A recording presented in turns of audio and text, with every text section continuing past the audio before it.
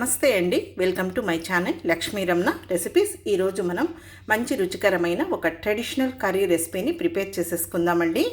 చాలా అంటే చాలా టేస్టీగా ఉంటుంది.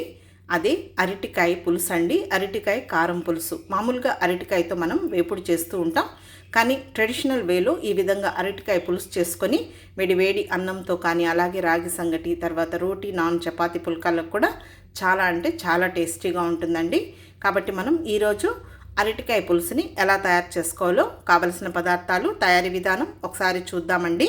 ఈ అరటికాయ పులుసుని కూడా మనం చాలా డిఫరెంట్ స్టైల్లో ప్రిపేర్ చేసుకోవచ్చు.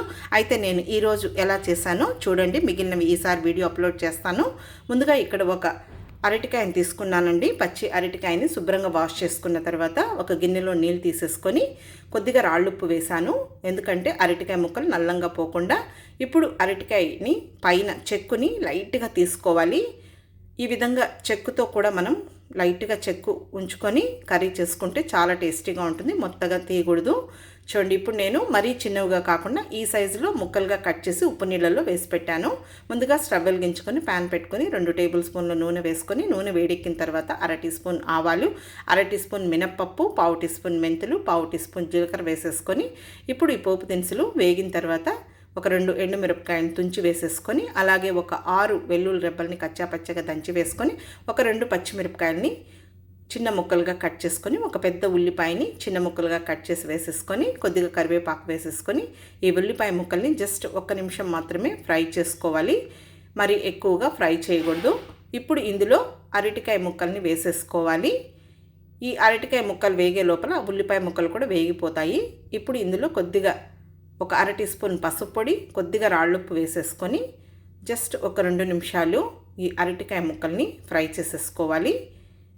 మనం ఈ విధంగా పోపులో వేసేసుకొని ఫ్రై చేసుకొని కర్రీ చేసుకున్నామంటే చాలా త్వరగా మనకు అరటికాయ ముక్కలు ఉడికిపోతాయండి. లేదు కొద్దిగా ఉప్పు పసుపు వేసుకొని ఉడికించుకొని చేసుకోవచ్చు, కానీ ఇలా కూడా చేసేసుకోవచ్చు. ఇప్పుడు కొద్దిగా నీళ్ళు వేసేసుకొని మూత పెట్టుకొని ఒక 2 నిమిషాలు మీడియం ఫ్లేమ్లో ఉడికించుకోవాలి. చూడండి, అరటికాయ ముక్కలు లైట్గా మెత్తబడ్డాయి. మరి ఈ కర్రీలో అరటికాయ ముక్కలు పిసురుగా ఉడకకూడదండి. ఇప్పుడు ఇవి ఒక అర్ధం ఉడికాయి. ఇప్పుడు ఇందులో ఒక చిన్న టమాటో అయితే సరిపోతుందండి. కొద్దిగా చిన్న ముక్కలుగా కట్ చేసి వేసుకొని, 1 టేబుల్ స్పూన్ కారం పొడి, 1 టేబుల్ స్పూన్ ధనియాల పొడి వేసేసుకొని, కొద్దిగా రాళ్ళుప్పు వేసేసుకోవాలి. మనం అంతా ఒకేసారి ఉప్పును వేయకూడదండి. ఇప్పుడు కొద్దిగా చింతపండును నేను నానబెట్టి ఆ చింతపండు పులుసుని వేసేసాను. ఇప్పుడు జస్ట్ ఇదంతా ఒకసారి కలిపేసేసుకోవాలి. టమాటోలు మెత్తగా మనకు ఫ్రై అవ్వాల్సిన అవసరం లేదు. కొద్దిగా మనకు అక్కడక్కడ టమాటో ముక్కలు ఉంటే టేస్టీగా ఉంటుందండి ఆ టమాటో ముక్కలు కూడా తినడానికి. ఇప్పుడు ఇదంతా ఫ్రై అయిన తర్వాత చూడండి, ఇప్పుడు ఇది కూడా కొంచెం మగ్గిపోయిందనమాట. జస్ట్ ఒకసారి అంతా కలిపేసేసుకొని, ఇప్పుడు ఆ చింతపండు పప్పులో ఇంకొంచెం నీళ్లు వేసేసుకొని, కొద్దిగా నీళ్లు వేసుకోవాలి. ఇదే అరటికాయ కర్రీని మనం కొంచెం మసాలా పేస్ట్ వేస్ట్ చేసుకోవచ్చు. తర్వాత అల్లం వెల్లుల్లి మసాలా, గరం మసాలా అలా కూడా చేసుకోవచ్చండి. కానీ ఈ విధంగా మనం ట్రెడిషనల్ వేలో చింతపండు పులుసు వేసి చేసుకుంటే చాలా టేస్టీగా ఉంటుంది.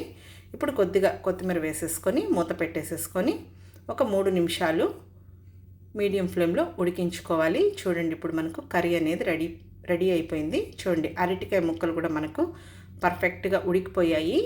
మరీ మెత్తగా ఉడికినా కూడా బాగుండదు, చాలా బాగుంటుందండి ఈ కర్రీ. కొంచెం పుల్లంగా కారంగా. ఇప్పుడు చివరిగా స్టవ్ ఆఫ్ చేసేసుకొని కొద్దిగా కొత్తిమీర సన్నగా చాప్ చేసి వేసేసుకొని, ఇప్పుడు నేను ఒక ప్లేట్లోకి వేడి అన్నంని డిష్ అవుట్ చేస్తున్నానండి.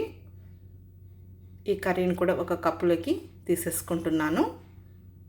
మీకు కావాలంటే పాపడ్స్ కానీ, వడియాలు కానీ ఫ్రై చేసుకోవచ్చు. లేదు మనం అరటికాయ ముక్కలు వేసాం కదా, ఆ అరటి ముక్కలు నంచుకొని కూడా మనం ఈ తృప్తిగా కడుపు నిండా భోంచేయచ్చండి. వేడిగా ఉంది కాబట్టి మీరు కూడా ఒకసారి తప్పకుండా ఇలా ఒకసారి ట్రై చేసి రుచి చూడండి. చాలా అంటే చాలా బాగుంటుంది. ఎప్పుడు అరటికాయ వేపుడే కాకుండా ఈ విధంగా మనం పులుసు కూర చేసుకుంటే కూడా చాలా బాగుంటుంది. కాబట్టి తప్పకుండా ట్రై చేసి ఎలా వచ్చిందో కామెంట్ చేయండి. ఈ వీడియో మీకు నచ్చినట్లయితే నా యూట్యూబ్ ఛానల్ లక్ష్మీ రమణ రెసిపీస్ని కొత్తగా చూస్తున్న వారైతే నా ఛానల్ని తప్పకుండా సబ్స్క్రైబ్ చేసుకోండి. కాబట్టి మన ఛానల్లో మంచి ట్రెడిషనల్ రెసిపీసు, పచ్చడి రెసిపీసు, నాన్ వెజ్ రెసిపీసు బోల్డ్ అన్నీ ఉన్నాయండి. తప్పకుండా చూసి ట్రై చేయండి. ఇంకొక మంచి వీడియోతో మళ్ళీ కలుద్దాం. నమస్తే అండి.